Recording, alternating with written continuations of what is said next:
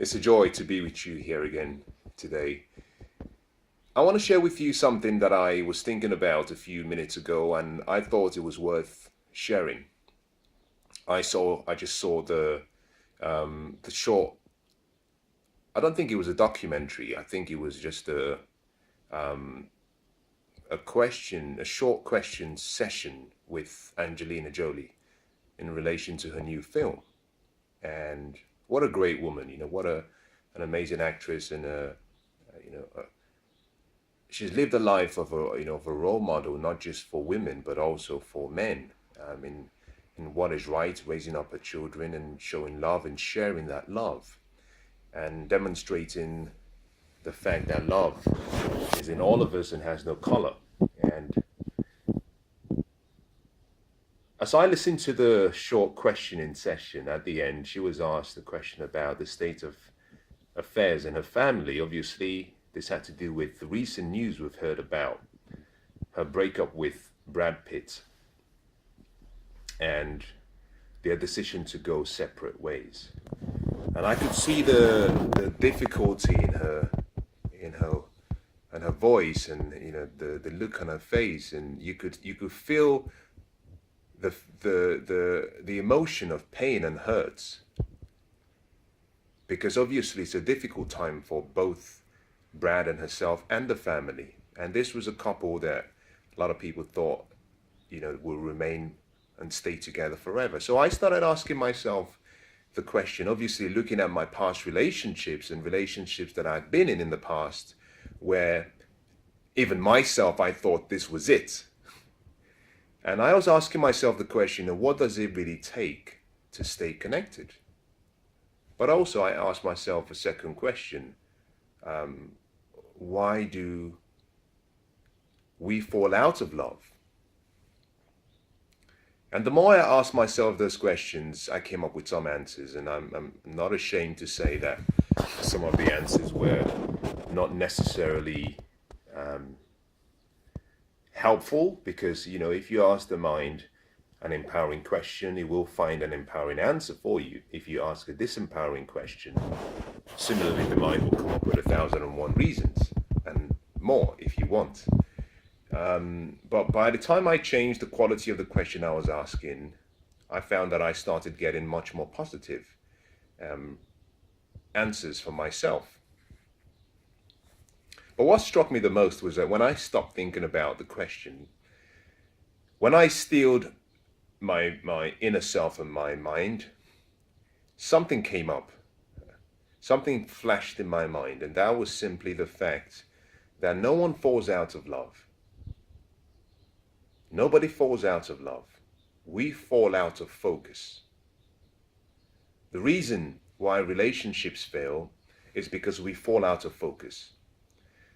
When you start dating someone,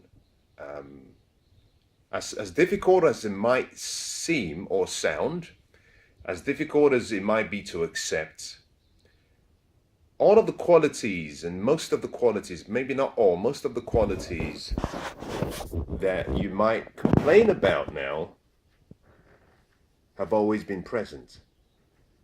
I said to my friend some time back that if two people come up in a wedding ceremony and they walk down the aisle to get married, that the process of getting married, wearing beautiful dresses and putting on the rings and playing the music and having love and family all around with friends, it doesn't change the individuals. You don't suddenly, by becoming married on the spot, become an amazing person. Whoever you were before that day is who you are on that day. Whatever habits you had before that day are the same habits you have. As a matter of fact, I am of the opinion that as soon as you get married, or as soon as you get into a formal partnership agreement or arrangement, that is probably about 5 or 6 times more difficult to change the other person. Now, I don't believe in you trying to change other people. I think that it's almost a full-time job changing yourself. And therefore, all you can do is focus on yourself and and just give them love and hope that whatever change they want, that they achieve, not change that you want. So the more I thought about this very, very quick kind of burst of idea that came to my mind, the more I realized that when I look back at my past relationships, I realized that in many cases, probably in all cases, it wasn't that I fell out of love. It was simply that I fell out of focus. That whatever I focused on was what I felt. And whatever I felt, I found that energy flowed towards that feeling. So in the same way, what I want to share with you is this simple principle. No one falls out of love. We fall out of focus. Whatever you focus on, you will feel. Whatever you feel, energy will be attracted to that feeling. And let's make it more practical so you can understand how this applies. Wherever you are now, I want you to just stop for 2 seconds and I want you to answer this question. How many items around you within a very short proximity have the color blue? Now, don't look around. Don't look. Just answer the question whilst you're listening to me. Don't look around. Now, once you've answered that question, I want you to do something else. I want you to do a 360 look around. Now, turn around and make an observation around where you are now. And very quickly, in less than 60 seconds, I want you to capture everything that is blue. Now, once you've done that, can you see the difference between the quantity of blue items you were able to identify when you looked compared to when you hadn't looked? What was the difference?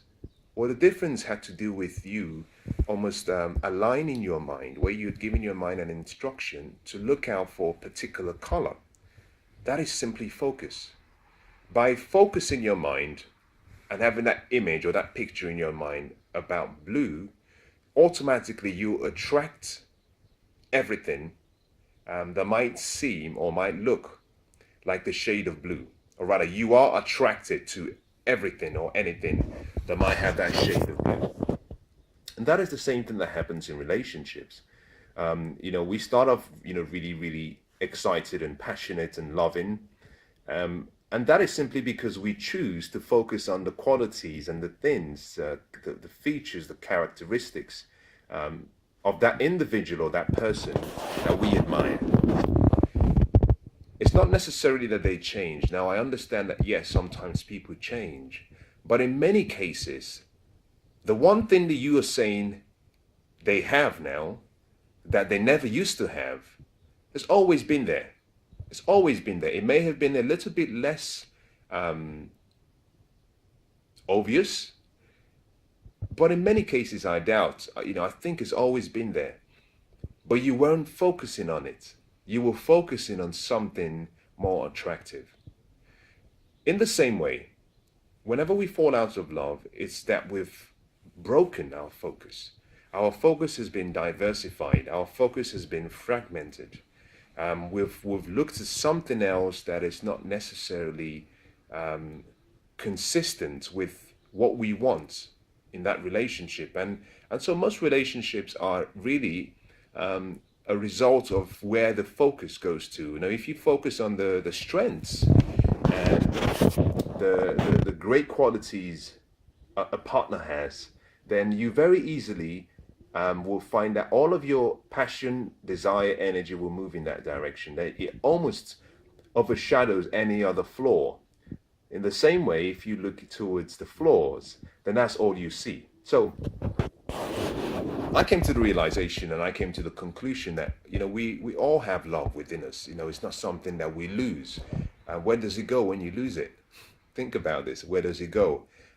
Someone might say, well, I've fallen out of love. Well, you haven't fallen out of love because you can't fall into it or fall out of it. You just are love. You can fall out of focus or you can fall back into focus. And one of the easiest ways to get back into where you used to be in a relationship is simply discipline yourself to protect your focus. And the saddest part of what happens and what we see nowadays is the influence of the external world on our mind. The world is out to get your mind.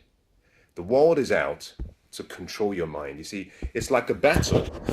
It's a battle of two worlds, the external world and your world, which is your mind. And if you cannot protect your mind, then it means your focus will always be diverted or broken.